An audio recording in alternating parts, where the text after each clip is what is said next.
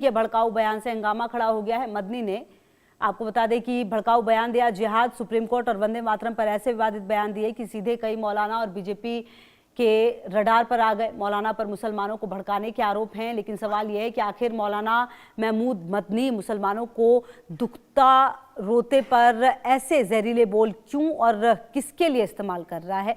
और कहीं ना कहीं अब सवाल ये उठता है कि जिस तरह से मदनी की भाषा रही है, हालांकि देखिए ये पहला मौका है नहीं, मदनी इस तरह की भाषा का इस्तेमाल पहले भी करते आए हैं और अभी भी वो वही कर रहे हैं। और जिस तरीके से उनका बयान सामने आया सुप्रीम कोर्ट को लेकर, इसके अलावा वंदे मातरम को लेकर, और कहीं ना कहीं एक तरह से वो भड़काने की कोशिश करते हुए भी नजर आए। लोगों को कहने लगे कि जो वंदे मातरम किसी के डर से नहीं गाया जा सकता, कुछ ऐसे लोग होते हैं, कुछ ऐसे डरपोक लोग होते हैं जो किसी के डर से वंदे मातरम गाने लगते हैं, हम उनमें से नहीं है। इस तरह की तमाम चीजों पर सुप्रीम कोर्ट के कई फैसलों पर भी मदनी के सवाल जो हैं वो उठने लगे। तो ऐसे में बात ये होती है कि आखिरकार जो ये मदनी के भड़काऊ बोल है वो क्यों है। जिहाद, लव जिहाद, लैंड जिहाद, थूक जिहाद जैसे शब्दों का इस्तेमाल कर मुसलमानों का अपमान किया जा रहा है।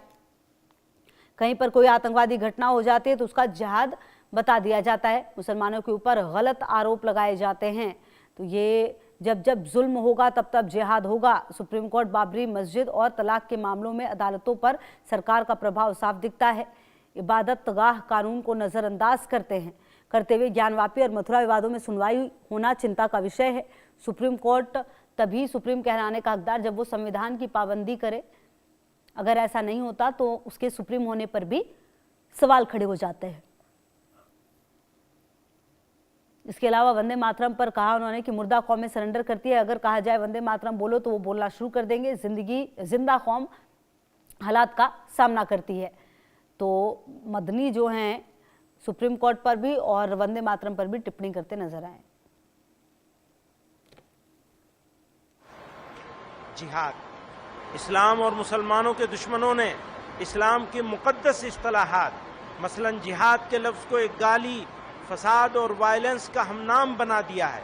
लव जिहाद, लैंड जिहाद, तालीम जिहाद, थूक जिहाद वगैरह जैसे जुमले इस्तेमाल करके मुसलमानों की सख्त दिल आज़ारी और उनके मजहब की तौहीन की जा रही है। मुर्दा कौमें मुश्किलात में मुब्तला नहीं होती, वो तो सरेंडर कर देती है। वो कहेंगे वंदे मातरम पढ़ो तो पढ़ना शुरू कर दे। ये पहचान होगी मुर्दा कौम होने की। और अगर जिंदा कौम है तो फिर हौसला बुलंद करना पड़ेगा कि अदालतें हुकूमतों के दबाव में काम कर रही हैं। अक़लियतों के आईनी हुकूक और दस्तूर के बाद बुनियादी उसूलों की तशरीह की ऐसी मिसालें सामने आई हैं जिन्होंने अदालतों के किरदार पर सवालिया निशान लगा दिया है। वहीं आपको बता दें मदनी के बयान पर जो बीजेपी है वो बरसती हुई नजर आई है। मदनी ने भड़काऊ बयान दिया, ये बात कही गई देश में सांप्रदायिक सद्भाव को बिगाड़ने की कोशिश की गई। सफेद पोश आतंक के सरगनाओं की साजिश से सावधान रहना होगा। मदनी का बयान गैर जिम्मेदाराना है। सुप्रीम कोर्ट पर जो मदनी की टिप्पणी है वो शर्मनाक है। मदनी ने शीर्ष अदालत का अपमान किया है। लोकतंत्र में जिहाद की कोई जगह नहीं है।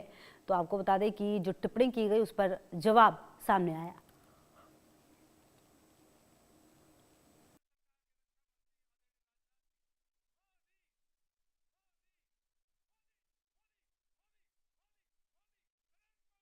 मौलाना महमूद मदनी साहब ने जो बातें कही हैं उससे हमें इत्तफाक नहीं है। वो हिंदुस्तान के मशहूर आलिम हैं, मजहबी रहनुमा हैं। उनको ये शोभा नहीं देता है कि वो इस तरह की बातें कहें। मौलाना महमूद मदनी जी, उनका कहना कि जिहाद होना चाहिए, जब जब जुल्म होगा तब तब जिहाद होगा, और जिहाद के नाम पर जिस प्रकार से लोगों ने भारतवर्ष में ही नहीं भारतवर्ष के बाहर भी आतंक फैलाया जिहाद के नाम पे, वह हमने देखा है। तो स्वाभाविक रूप से यह कहना कि भारत में जिहाद होगा एक बहुत ही गैर जिम्मेदारी से भरा हुआ एक वचन है। देखिए, मदनी के जो नफरती बयान है, अब सवाल ये उठता है कि जिहाद पर बहस गैर जरूरी है। जुल्म होगा तो जिहाद भी होगा। मुर्दा कौमें सरेंडर करती हैं। सुप्रीम कोर्ट को सुप्रीम कहलाने का हक नहीं है। अदालतों पर सरकार का प्रभाव है। ज्ञानवापी मथुरा पर सुनवाई चिंताजनक है, कौम के लिए जहर की तरह है। तो आप देखिए कि इस तरह से भड़काने की जो कोशिश है वो की जा रही है, जहां पर कहा गया कि सुप्रीम कोर्ट को सुप्रीम कहलाने का हक नहीं है। इसके अलावा यहाँ पर रुके नहीं और जिक्र किया कि अदालतों पर सरकार का प्रभाव है। ज्ञानवापी मथुरा पर जो सुनवाई हो रही है वो चिंताजनक है। मायूसी कौम के लिए जहर की तरह है। तो ये बातें जो हैं वो इनकी तरफ से कही गई हैं।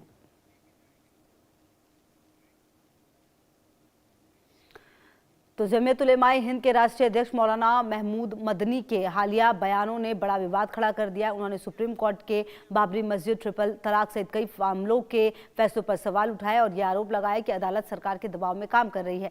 मदनी के बयान पर मुस्लिम समाज के लोगों का भी क्या कुछ कहना है, एक रिपोर्ट आपको दिखाते हैं। जमीयत उलमा हिंद के अध्यक्ष महमूद मदनी ने बाबरी मस्जिद, 3 तलाक और वंदे मातरम को लेकर बड़ा बयान दिया है, जिसके बाद से सियासी घमासान शुरू हो गया है। तरह तरह की लोगों की प्रतिक्रियाएं इसमें सामने आ रही। राजधानी लखनऊ के मुस्लिम समाज के लोगों के साथ में है और हम जानेंगे कि महमूद मदनी के इस बयान को लेकर क्या प्रतिक्रिया है। तस्वीरें आप देख सकते हैं, ये राजधानी लखनऊ के तमाम मुस्लिम समाज के लोग हैं जो हमारे साथ में ये हैं, और जिस तरीके से महमूद मदनी ने बयान दिया है उसको लेकर के क्या प्रतिक्रिया इनकी है, क्या मानना है, तमाम लोग हमारे साथ में बात कर लेते हैं। सर, क्या नाम है? सैयद फैजी नाम है। सही साहब, महमूद मदनी ने बड़ा बयान दिया है। उन्होंने मतलब यहाँ तक कि उन्होंने सुप्रीम कोर्ट को भी सवाल खड़ा कर दिया है। बयान आपने सुना ही होगा, क्या कुछ कहेंगे उनके इस बयान पर? देखिए, जो उनका बयान आया है महमूद मदनी साहब का, तो उस पर उनको खुद सोचना चाहिए कि हम हिंदुस्तान में रहते हैं और हमें हिंदुस्तान में सियासत में जो ये ऐसे ऐसे बयान देते हैं जहाँ पे कम मुस्लिम रहते हैं, वहाँ पे उनको दिक्कत आती नहीं संभव बयानों की। तो ऐसे उनको बयान देने से पहले सोच लेना चाहिए। वो तो एक टीवी चैनल पे या किसी पे बैठ के उन्होंने बयान दे दिए तो उससे कोई फर्क नहीं पड़ता है। जब हमको हिंदुस्तान में रहना है तो जब उनका बयान आ रहेगा, वंदे मातरम कहना है या राष्ट्रीय गान कहना है, तो वो तो स्कूलों में भी होता है, करना ही पड़ेगा, सबको करना पड़ेगा। उसके ऊपर इतनी जो हाईलाइट उसको कर रहे हैं या मुसलमानों को खिलाफ कर रहे हैं, तो ये उनकी गलती है कि उनको ये सब सोच समझ के बयान देना चाहिए कि मुसलमानों पे इसका असर पड़ता है। मुर्दा कौमें जाग जाएं, उन्होंने बोला है, मुर्दा कौमें जाग जाएं। जिहाद को लेके जब जब जुल्म होगा तब तब जिहाद होता था, लेकिन अब जिहाद को थूक जिहाद, लव जिहाद, न जाने कौन कौन से जिहाद बना रहे हैं। कैसे देख रहे हैं सर? देखिए, यही तो हम कहने का मकसद है कि जब इसको भड़काएंगे तो मुसलमानों को ही सीधा सीधा खुद टारगेट कर रहे हैं कि मुसलमानों को ये नहीं करना चाहिए, लव जिहाद और थूक जिहाद, तो ये सब चीज़ें जो बढ़ा रहे हैं, एक बढ़ावा दे रहे हैं बैठ के, वो इतने बड़े मौलाना है, उनको सब चीज़ें समझ के करना चाहिए। जो चीज़ें पता ना हो दूसरों को, सही चीज़ों पे उसको ले जाएं, या जिहाद के ऊपर ले जा रहे हैं और वंदे मातरम जो राष्ट्रीय गान है या उसके ऊपर ध्यान दिलवा रहे हैं, वो सब गलत है। वो सब चीज़ें नहीं होना चाहिए।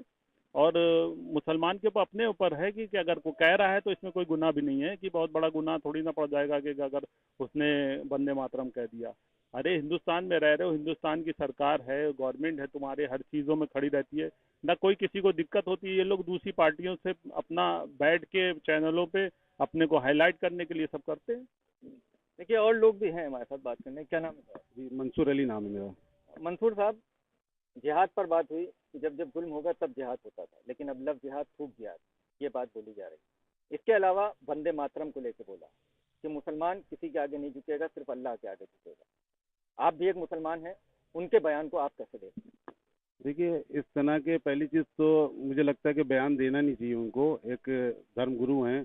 और दूसरी चीज़ ये कि अगर हिंदुस्तान में हम रह रहे हैं, हम सबसे पहले हमारे क्या ये है कि वतन से मोहब्बत ईमान की निशानी।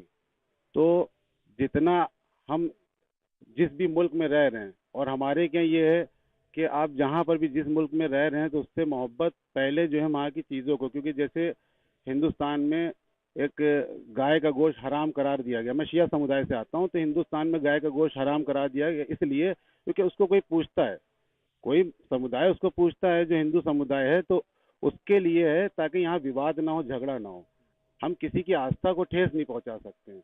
और रही बात ये 3 तलाक, जो हमारी बहन और बेटियां जो पहले जो हैं इस मुद्दे को लेके जो हमारे सरकार में आज ऐसा कानून लाया गया 3 तलाक को लेके, जिससे जो है कोई भी बेटी या बहन जो है आज उसका जो शौहर है वो उसको तलाक देते हुए डरता है कि ऐसा ना हो कि हमारे पास कार्रवाई हो जाए। नहीं तो पहले ये तलाक तलाक बोला, हालांकि हमारे क्या ये नहीं है 3 तलाक में कि शिया समुदाय में कि 3 दफा तलाक बोला तलाक हो गई, लेकिन मुसलमान लफ्ज मुसलमान जो आ रहा है उसके अंदर ये है कि 3 तलाक बोला और तलाक हो गई तो किसी की जिंदगी तबाह हो गई, तो पूरे पूरे परिवार, किसी की भी बहन बेटी, अभी हमारी भी बेटी या बहन होगी तो उसकी जिंदगी बर्बाद हो गई। तो इस चीज के लिए कानून जो है बहुत ही शानदार है, उसका हम लोगों ने स्वागत पहले भी किया था, हमेशा करते रहेंगे। और इन्हीं ने जो बयान दिया है ऐसे कि मतलब जो है कि जिहाद और मुर्दा कौम को जागना होगा, तो मुर्दा कौम को जागने की बात यह है कि ये तो आप विवादित बयान दे रहे हैं जो आज भारतीय जनता पार्टी में माइनॉरिटी या अल्पसंख्यक को जो फायदे पहुंच रहे हैं उसमें 33% 32% फायदे पहुंच रहे हैं। कहीं पे ये नहीं हो रहा है कि मतलब किसी मुसलमान को कोई भी योजना का फायदा नहीं पहुंच रहा है। कोई भी योजना हो, चाहे वो गैस की योजना हो, चाहे आपके क्या कहते हैं आवास की योजना हो, तो उसमें ये नहीं कि अगर किसी का मंसूर अली नाम है तो उसका नाम काट दिया जाएगा और किसी का रामलाल नाम है तो उसका नाम रख दिया जाएगा। वंदे मातरम मुसलमान बोल सकता है, कोई इशू नहीं है, क्योंकि हमारे क्या इस्लाम में ये है कि वतन से मोहब्बत ईमान की निशानी। सबसे पहला ये है कि आप जिस वतन में रह रहे हैं उससे वफादारी रखिए और उसके अंदर ईमानदारी रखिए, जैसे कोई अपने माँ अपने बेटे को चाहती है उस तरह की मोहब्बत रखिए आप। यहाँ के ऊपर हैं। हम फैदी साहब से एक रिएक्शन और लेना चाहेंगे कि इस तरह के बयान बराबर आते रहते हैं। महमूद मदनी का बयान बड़ा चर्चा का विषय भी बना हुआ है कि पहली चीज उन्होंने, आप भी एक मुसलमान हैं, मुर्दा कौमें जाग जाओ ये बोला, जिहाद को लेकर बात की, यहाँ तक कि उन्होंने सुप्रीम कोर्ट तक पे जो है सवाल खड़ा कर दिया। क्या कहेंगे इस पर? देखिए, जो उन्होंने कहा मुर्दा कौमें जाग जाएं, तो मुर्दे तो कभी जागते नहीं हैं। जो कौम है वो तो जागी रही है और सब समझ रही है। वक्त आने के ऊपर सारी चीज़ों का इनकी जवाब देगी और कौम मरी थोड़ी ना है, अभी कौम जिंदा है, कौम जाग रही है। जो कौम को वो लग रहा है कि उनको सो रही है, ऐसा कुछ भी नहीं है। मगर जो महमूद मदनी साहब है उसमें आप इन लोगों से पूछिए कि कितने लोग उनको जानते होंगे। उनको कोई बहुत पहली बात जानता ही नहीं है कि कहाँ से हैं, कौन हैं। उनके ऊपर जो भी चीज़ें हैं चैनलों पे बैठते हैं, दिखते हैं, वो इसीलिए करते हैं ये सोशल मीडिया पे एक्टिविटी, इसीलिए कि हमारा नाम हो, हम फेमस हो। अभी उनके पास कोई मुसलमान चला जाए, कह दे कि भैया हमें 2 पैसे की मदद करना, हमें इलाज करना है, तो देंगे क्या? वो सिर्फ भड़काने के लिए ही मुसलमानों का नाम आएगा, मुसलमानों को कुचला जाएगा और मुसलमानों को पीसा जाए, ऐसी चीज़ें बोलो और खुद तो निकल लेंगे हर चीज़ से। सुप्रीम कोर्ट पे भी उन्होंने सवाल खड़ा किया, उसको भी जो है सवालों घेरे रहे। सुप्रीम कोर्ट पे उन्हीं ने सवाल खड़ा किया है, तो इसी से आप समझ जाइए कि कितने बड़े पढ़े लिखे वो हैं। उनको जब न्यायालय का कोई पक्ष जो है, हर आदमी मानता है कि हाँ सुप्रीम कोर्ट है, हाई कोर्ट है, इसकी चीज़ें जितने नेता हैं, जितने जो लोग मौलवी हैं बड़े बड़े, वो लोग उसका सम्मान करते हैं, सुप्रीम कोर्ट का भी और हाई कोर्ट का भी। तो वो तो खुद इनको समझ जाइए कि वो ना सुप्रीम कोर्ट की मान रहे हैं ना हाई कोर्ट की मांग रहे हैं, तो उनका दिमाग आप जान ही रहे होंगे कैसा है। तो देखिए, तमाम राजधानी लखनऊ के ये लोग हैं। चौपाल के जरिए हम लोगों ने इनसे जाना कि जो मौलाना मदनी का ये बयान है उसका कहीं ना कहीं ये लोग विरोध कर रहे हैं। इनका कहना है कि कौमें मुर्दा नहीं है, कौमें जागी हुई हैं। मौलाना मदनी जैसे लोगों के बयान पर हम लोगों पर कोई असर नहीं पड़ने वाला। हम हिंदुस्तान में रहते हो, हिंदुस्तान फूलों का गुलदस्ता है। यहाँ पर वंदे मातरम अगर बोला जा रहा है तो हम वंदे मातरम भी कहीं ना कहीं बोलेंगे। तो अपना अपना लोगों का नजरिया है। हालांकि कई लोगों का यह भी कहना है कि अल्लाह के आगे कहीं और सर हम नहीं झुका सकते। मौलाना महमूद मदनी को इस तरह के बयान से बचना चाहिए। इंडिया न्यूज के लिए लखनऊ से सैयद फिरोज आलम। और मौलाना मदनी के बयान पर उत्तर प्रदेश सरकार में मंत्री दानिश आजम ने कहा, कुछ लोग हमारी कौम को बदनाम कर रहे हैं, ये साजिश है, हम उनके बयान का समर्थन नहीं करते। सुनिए जरा।